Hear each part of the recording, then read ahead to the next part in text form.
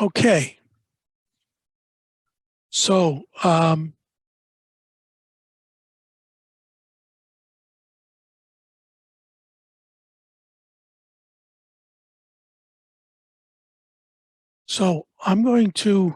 the next step that I'm going to take here now is I know who my landowner is. I know that I'm not going through any wetlands, so I'm clear there. So my next step is that I'm going to capture some of these things that I need for um, my report that I'm going to be creating. So first thing I want to do is take a screenshot of this map area right here. Might just zoom in just a little bit. By the way, zooming in and zooming out is done with the round mouse button. Push it one way, it zooms in, push it the other way, it zooms out. The other interesting tool that's here is up in this corner. You can see the north pointing north. I always like to orient my maps so they're pointing exactly north when I do these type of maps. This here is a way to move the map without using the mouse. So you can move it, left, right, you can move it at an angle. You can do it by holding the left mouse button down and it creates this little hand that does the same thing. But there are times if you're in the middle of using a tool, like let's say laying out a trail and you need to go beyond the screen and you don't want to terminate your trail, that's when this little movement, circle up here becomes very handy. So the other thing I'm going to do before I get out of here is I'm going to turn off this North Hill and South Hill. I really don't want that on there. Those were just temporary markers to show me where I begin and end my tracks. So now I'm going to get a screenshot of this by pressing the print screen button. And then I'm going into my paint.net and I'm pressing Control V and I'm keeping the canvas size. Okay. So it didn't do a very good job. So what I got to do is do this over again. Let me get rid of this. I want to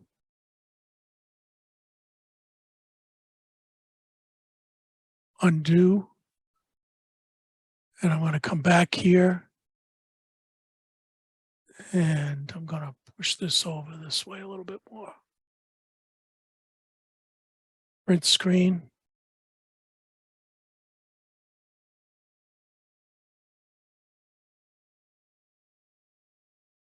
Oh, I know what I did wrong. I should have done an expand canvas. Okay. So now what I'm going to do is I'm going to use this tool in paint.net to basically surround this area here. And then I'm going to do an image crop to selection. Okay, and what that's going to do is it's going to get rid of all the other stuff I didn't want and just focused on my trails here. And now what I'm going to do is File, Save As, and I am putting this in my class folder. And I'm going to call it Carta 19A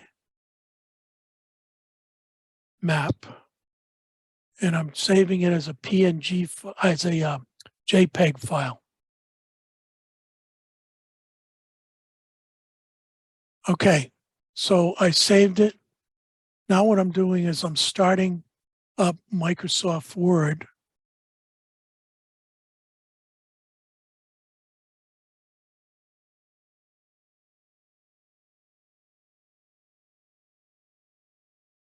I'm going to create a new document and I'm going to call this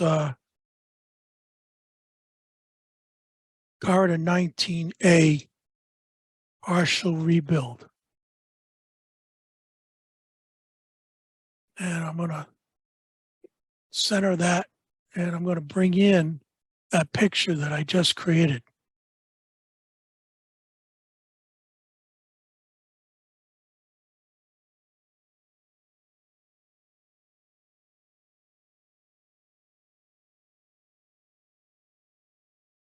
Okay. I'm going to make this a little bit smaller so everybody can see it. Okay. So now the next step is I want to basically put in some information about, these trails so people know what's going on here. So if you, in Microsoft Word, if you do click on the insert button and then go to shapes, there's a whole bunch of different shapes available. And I like using this rounded rectangle shape down here. Okay. The problem is it always comes in with this weird color. So the next step is to come up in this box here and I like to get a black with a white background. All right.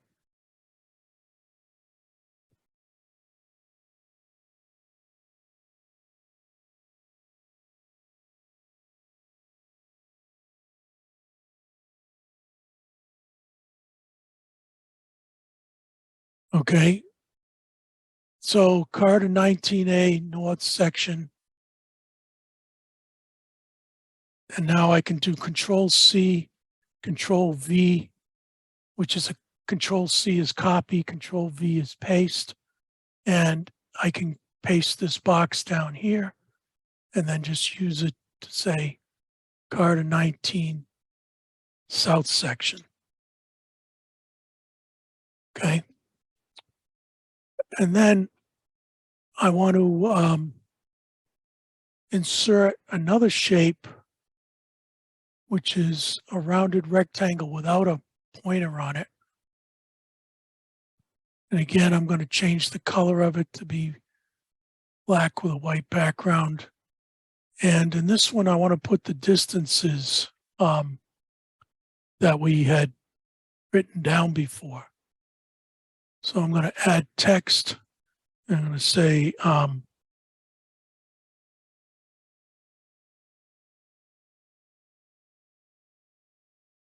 Blue Trail equals 1327 feet. Red Trail equals 2173 feet. And I'm also going to put my landowner, which is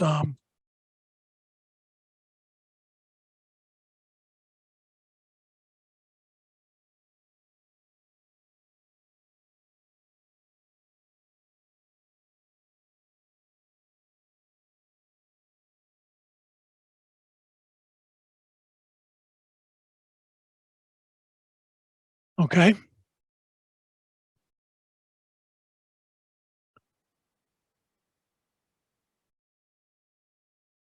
So this is the beginnings of my map. Now, the next section of this has to do with doing some basic estimates. And to save a little time, I'm going to pull up the report that I created, and I want to show you some of the metrics that we've created over the years to try and figure out these estimates. So just pull up.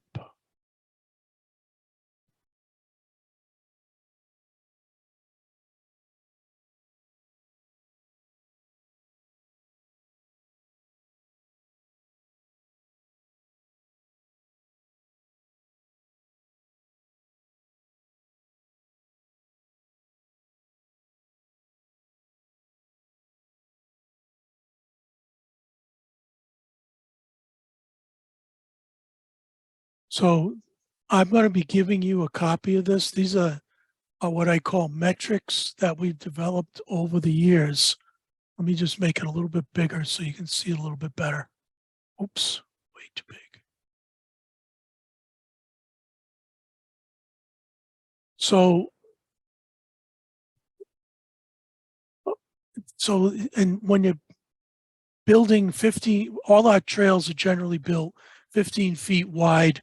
And if we need to do ditching on either side, then we allow an extra 5 feet. So a lot of the times, you know, one of the questions you'll have to answer with your landowners is how wide of a space do you need to put in a trail? And generally what we tell our landowners for building a new trail, that we need to clear the trees out 25 feet wide, but the resulting trail will end up being 15 feet wide. And if we need to put ditching on either side, then there'll be, you know, 5 foot allowed for that ditching. The ditching may be on one side, the other side, or both sides, depending on, you know, the terrain that you're going through. And the reason you need a 25-foot width is so the excavator has room to be able to swing around in that area. So if you're building a new trail in what I call difficult terrain, meaning, you know, you've got your trees cut, your stumps are remaining, but it's very rocky, or very hilly, and you probably have rocky subsoil if you have rocks on top, then I plan on 30 feet per hour, meaning that the excavator will be able to build 30 feet of trail per hour. And that includes ditching where needed. A lot of times what they'll do, if it's poor soil, they'll dig the ditches and bring that subsoil into the middle of the trail so they have more to work with. But generally what happens is the surface material, the organic material on the surface gets taken off and buried. The stumps will be removed and either they get buried or pushed off to the side. And you end up with essentially a gravel trail surface when it's all said and done. So if you're building a 15-foot wide trail in good terrain, what I call good terrain is it's got your trees cut, your stumps remain, but it's fairly flat terrain, or it's gravel subsoil, meaning you don't have a ton of rocks. You can usually get 35 feet of trail built an hour. If you're rebuilding an existing trail that's in poor condition, meaning a lot of the fines have washed away, it's leaving a lot of rocks exposed. Again, it's going to be 35 feet per hour for that type of trail. If you're rebuilding a trail in what I call moderate condition, that means it's still got mostly a gravel surface, few rocks here and there sticking up, then I allot 50 feet an hour for that. As far as installing a culvert, generally it's an hour job for a regular size culvert. For a large culvert, 2-hour job. If you're installing a gate, 2 or 3 posts, I allow an hour. If you're installing bridge abutments, I allow a half a day. If you're installing steel beams, I allow a half a day. Now, this time usually means that either dragging them up the trail, they might be close by, but they've got to level the surface to put the blocks in, get them all positioned, get them squared so that, you know, the blocks are exactly in the right place across from each other.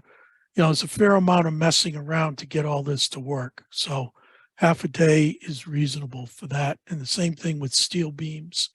Usually putting the steel beams in, it's not just the long steel beams, but there's also short steel beams that go in between the long steel beams. And a lot of times those are heavy enough, they need to be lifted in with a chain.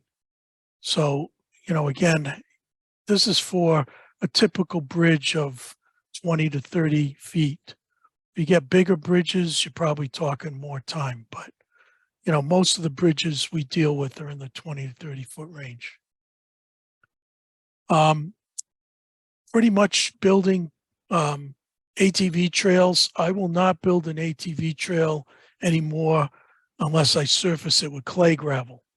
And the reason behind that is if you build this perfectly great ATV trail and you're basically dredging up the subsoil from down below, what we call glacial till, and you're bringing it up to the surface and you're burying all the loam and organics, you're going to get about 2 years, maybe 3 out of that trail before it's a rock garden. And, you know, the glacial till generally does not have enough substance to it to stay in place. So every time ATVs drive over it, it starts turning into dust. Every rainstorm, it starts washing it off the trail. And eventually that nice gravel surface turns into just a whole bunch of rocks. So what we do is we purchase clay gravel and we surface over the gravel surface of the trail with clay gravel. And I do not like to put clay gravel on a rock garden because you really, you know, the rocks are going to start pushing up through it. So if I'm in this particular case where I want to rebuild this trail, it's in kind of moderate shape, I would say. We're going to remove the rocks off the surface. We're going to end up with a gravel surface when we're all said and done. And it's not going to have a huge crown to it. It'll have a little bit of a crown to it. But then I want to be able to come in with dump trucks and dump clay gravel on top of that and crown the clay gravel so that the center of the trail has 8 to 9 inches of clay gravel and the edges of the trail have 5 to 6 inches of clay gravel. And so what that does is it provides a really nice surface for the ATVs to travel down. Everybody drives down the middle. So, you know, the middle has more clay gravel to hold up to that wear and tear, but also it's curved enough so that the rain's going to fall off of it. And because the clay gravel, once it gets hard, it's almost like concrete. It doesn't really absorb water. So usually when you first put it down, it's a little wet and you might end up, as the trucks roll over it, you know, some water might come out of it. But once you've gotten it packed down and it goes through a year of weather, it's literally like concrete and it holds up for a long, long time. I mean, I haven't found out how long it goes, but so far, some of the trails we put it on, it's up to 5 years and it's still there. And that's with thousands of ATVs going over it every year. So the formula for this is generally down at the bottom here, clay gravel metrics. It takes a 14-yard load of clay gravel. And I always do everything on 14-yard loads because dump trucks can take 16 or 17-yard loads. But the problem is when you put them on a trail that's narrow and parts of it might be slanted, you know, you're risking tipping that dump truck over if it's too top heavy. So I always do my truckloads in 14-yard loads, which gives you a safety factor. And we're not pushing the equipment. We're not taking a chance of the dump truck tipping over. And that 14-yard load will do 50 feet of linear trail, as I described, with about 8 to 9 inches in the middle and 5 to 6 inches on the sides.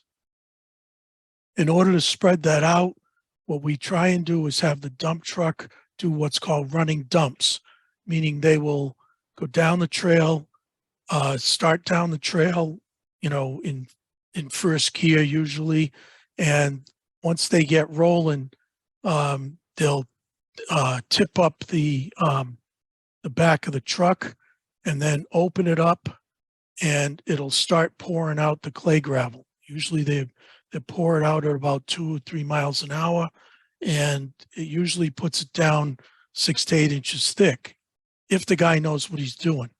If he doesn't, it ends up as a big pile, or if the clay gravel is too wet, it ends up as a big pile. So that brings us to our dozer metrics. If you're smoothing out 14 yards of clay gravel on a running dump that was done well, then it's only going to take about a half hour for the uh, dozer to do its work and get that, stuff formed across the trail so it's nice and even, and it's got a nice crown to it. If you're smoothing out, a, a dump truck load that did not go well, then you need to allow an hour. So, again, a lot of this depends on the trail. If you've got a really good trail, if you got a curvy trail, they're not going to be able to do running dumps very well. If you're doing really steep hills, they may not be able to do running dumps very well. So it's all about your terrain. If you're doing difficult terrain, then you need to allow more dozer time to be able to deal with the problems that you're going to have in spreading this stuff out. And the final step is using a vibrator roller to pack it. We've had the best success using a vibrator roller mounted on a skid steer. Skid steer is very stable. It can get out to the edges of the trail. It can climb hills. You're not going to get a regular vibrating roller to roll clay gravel on a hill. So basically, a vibrating roller on a skid steer can do about 300 linear feet an hour. Okay, then, the other thing that they look for in these grants is how are you going to deal with erosion? There is a book that the Trails Bureau puts out called Recommended Practices that you need to follow when you're doing trail work. So if you're building a new trail or rebuilding an existing trail and you're doing work in the ditches, then you need to put hay bales out to prevent those ditches from eroding. So we buy hay bales, $5 a piece. Usually we put 25 on a trailer load, and we'll get it close to the trail and then hop them on ATVs and bring them out. If we can drive the trailer up the trail, we will. But if we can't, we'll just throw them on the front and back of ATVs and bring them out. Generally, you need a bale every 100 feet along your ditch line. If it's steep, if it's a very steep ditch line, you're going to want to double up. You're going to want it every 50 feet on the steep sections. Again, very cheap insurance. I used to stake the bales out. I don't bother anymore. Usually, if you put them in place in the across the ditch, and just kind of set it in there and make sure it's set in nice, the dirt will build up around it, and it gets wet from the first few rainstorms, and it gets very heavy, and you don't really need to stake them. The other thing you're going to need to do is seed the ditch lines. There's no sense in seeding the trail. If it's a snowmobile trail, then you would want to seed the trail. But on ATV trails, we only seed the ditch lines. And generally, these are some formulas for that. Basically, a pound of seed does about 100 square feet. You just use one of those spreaders. The state actually has some really nice spreaders, the Bureau of Trails that I borrow. They're called bag spreaders. Basically, they're a bag that's about a foot by a foot by a foot, mounted on a spreader. And basically, you fill the bag up, you put it around your neck, and then you're able to, twist the handle, and it spreads out in front of you. So you can just walk the ditch line, and one walk down the ditch line with this thing will spread it full of seed. So generally, seed is purchased in 25-pound bags, and I usually get conservation mix. That seems to work the best. And you can do a 500-foot, you can do about 500 foot of ditches with a 25-pound bag. So these are all really kind of helpful formulas. Okay, so let's see if I can get this thing over there.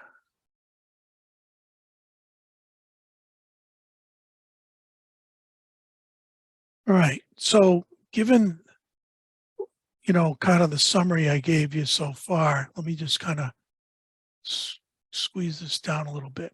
So this is the report that I put together. This is an actual project I was asked to do 2 weeks ago by the Snowmobile Club. This is an ATV trail, but in the wintertime, it's also a snowmobile trail. And the problem is that it's so beat up that they can't really groom this red section or this blue section. So what they have to do is they have to put the drag on the wheels in order to up this red section. Then they can put the drag down on this white section. And then they have to put the drag back up on the wheels to do the blue section, because there's just so many rocks sticking up through the trail that it's just going to beat the hell out of the drag. So the ATV Club agreed to apply for funds to do this project, basically rebuild the red and blue sections of trail and put clay gravel down. So, but before they put the grant in, they wanted to know approximately how much this project was going to cost. And so that's why this estimate was put together.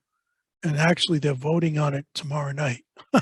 So you can see the red section, 2173, blue section, 1327, total 3,500 feet, landowner, state of New Hampshire. Again, I put in here, these are snowmobile designations, Corridor 19.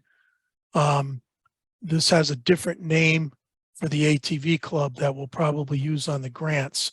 But since the Snowmobile Club was kind of behind this project, I used the snowmobile name. And then I did an elevation profile of the entire trail, and I superimposed these red and blue marks on here to show what sections we're going to be, which sections we're dealing with. So you can see the height differential on the red and the height differential on the blue, which is where the problem areas are. And I did this using in Word. Let me just pull this up. So in Word, I did an insert shapes and did a square like this.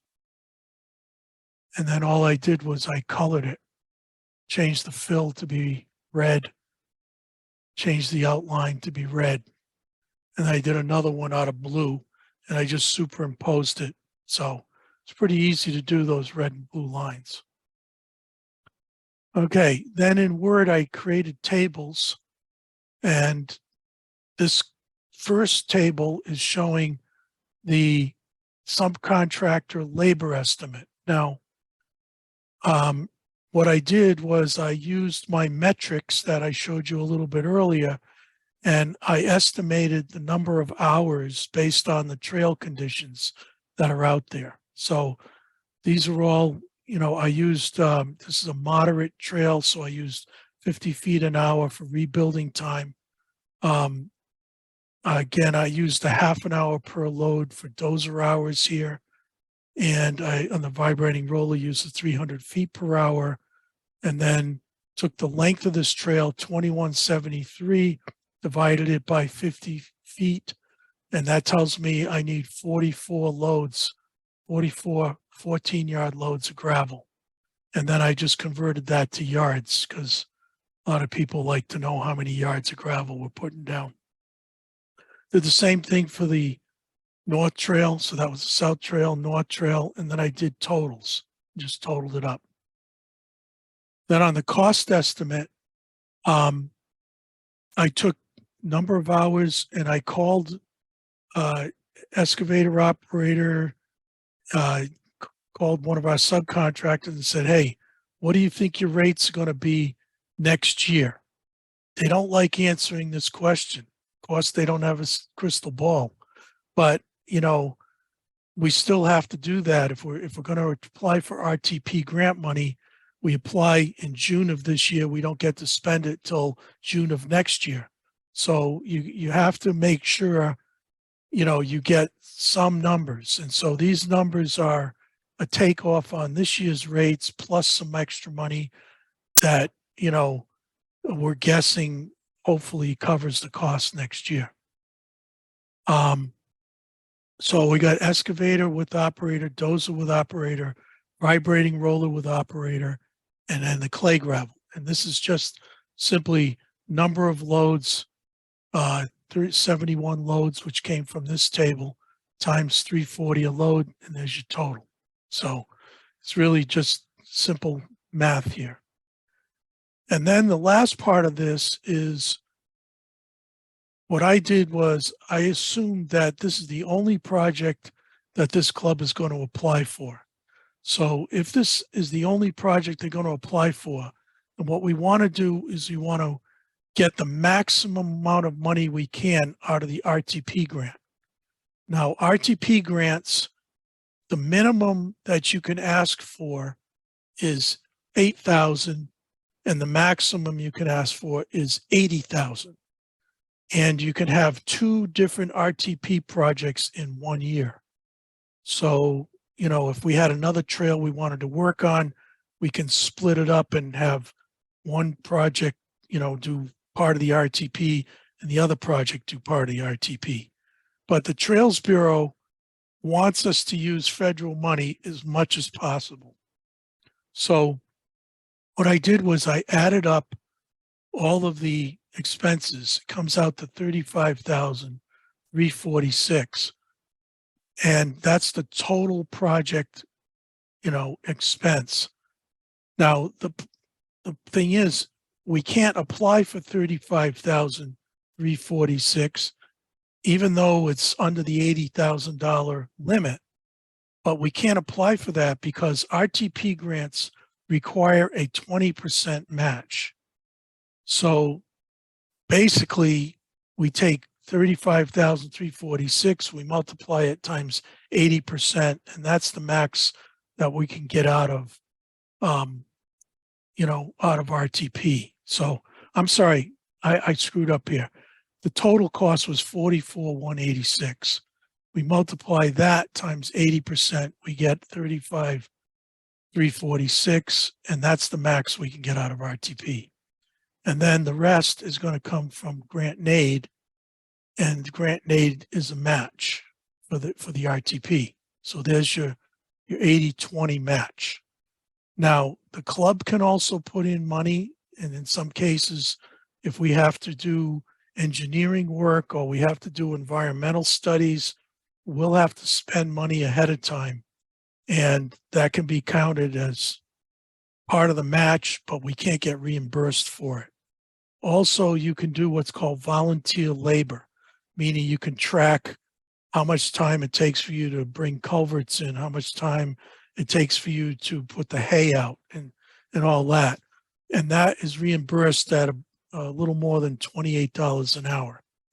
So if you have to build a bridge, if you have to do some hand cutting, you know, you can end up racking up some hours that way as part of your match.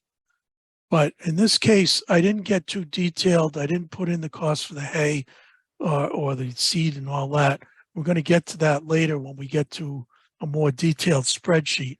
But what this is this is a 2-page handout that we're going to use at the meeting tomorrow night to go over this project and get a vote from the members to go ahead with it. And this can be used to show your landowner what your plan is.